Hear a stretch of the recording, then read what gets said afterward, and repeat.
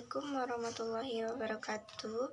Perkenalkan, nama saya Cindy Wulandari dari kelas 10 akuntansi 2. Di sini saya akan menjelaskan materi tentang tenaga kerja.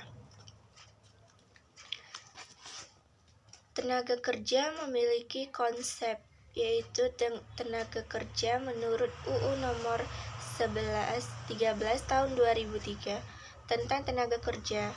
Tenaga kerja adalah setiap orang yang mampu melawan pekerja guna menghasilkan barang-barang atau jasa, baik untuk memenuhi kebutuhan sendiri maupun untuk memenuhi kebutuhan masyarakat. 2. Jenis tenaga kerja menurut kualitasnya. Tenaga kerja terdidik adalah tenaga kerja yang memperoleh keahlian melalui pendidikan normal dan non-formal seperti guru, dokter, dan pilot. Yang B. Tenaga kerja menurut Terati. Tenaga kerja menurut Terati adalah tenaga kerja yang memperoleh keahlian dari pengalaman dan latihan seperti montir ataupun supir. Yang ketiga, tidak terlatih atau tidak terdidik. Tenaga kerja yang tidak memerlukan pendidikan dan pelatihan seperti petani, kuli bangunan, dan nelayan. Kategori tenaga kerja yaitu ada pekerja penuh dan pekerja tidak penuh. Pekerja penuh yaitu mereka yang bekerja selama 35 jam atau lebih dari penanganan. Sehingga pekerja tidak penuh itu mereka di bawah jumlah kerja jamnya, seperti kurang dari 35 per minggu.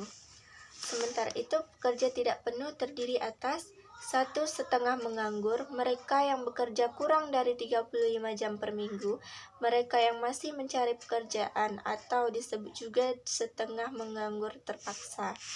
Yang kedua ada pekerja penuh waktu, mereka yang bekerja dari kurang normal yang itu 35 jam per minggu, tetapi tidak mensoroti pekerjaan atau bersedia menerima pekerjaan lain, dahulu disebut setengah menganggur sukarela. Angkatan bekerja yaitu pendudukan atau perempuan atau laki-laki yang berumur antara 15 sampai dengan 64 angkatan kerja adalah bagian dari tenaga kerja. Bulan angkatan kerja adalah usia 15 tahun ke atas yang sekolah, yang mengubah rumah tangga, pensiun, orang yang lumpuh total dan tidak lagi mampu. Angkatan kerja yaitu penduduk yang melakukan suatu pekerjaan dengan tujuan memperoleh pendapatan yang latarnya bekerja paling sedikit 1 jam selama seminggu. Penduduk yang selama seminggu dalam sensul tidak melakukan pekerjaan dan lisan, pekerja tetap pegawai pemerintahan swasta yang sedang bekerja. Pekerja yang mengusahakan dan tidak bekerja karena menunggu peran atau mesin hujan. Orang-orang yang bekerja di bidang keahlian seperti dokter, tukang cukur, dan lain-lainnya. Yang tergolong pencari kerja adalah sebagai berikut. Penduduk yang belum pernah bekerja, penduduk yang belum pernah bekerja tetapi sensus sedang menganggur dan berusaha mendapatkan pekerjaan. Yang ketiga, penduduk yang dibebaskan tugas berusaha mendapatkan pekerjaan. Upaya pemerintah untuk mengatasi kurangnya kesepakatan kerja yaitu dengan kebijakan-kebijakan sebagai berikut. 1. Menciptakan lapangan kerja baru. 2. Penyebaran penduduk dengan program transmigrasi. 3. Mengalahkan program padat karya. Yang keempat, mendorong terciptanya usaha baru dan prestasi. Yang kelima, meningkatkan kemajuan teknologi. Yang keenam, memperbaiki pelayanan bagi warga yang akan bekerja di luar negeri.